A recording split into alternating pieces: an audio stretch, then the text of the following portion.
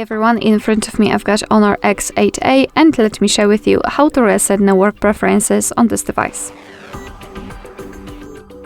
So let's begin with opening the settings, and here we have to scroll down to the very bottom to find System and Updates. Then let's enter Reset option, and here tap on Reset Network Settings. Your device will of course inform you what it will actually reset, so Wi-Fi, mobile data and Bluetooth. Let's tap on Reset Network Settings then and confirm it with the screen lock. And here we've got the info that this operation cannot be undone. So just tap on Reset Network Settings if you're ready. And here we've got the info, which means that we just successfully did it. Alright, so that will be all. Thank you so much for watching. I hope that this video was helpful, and if it was, please hit the subscribe button and leave the thumbs up.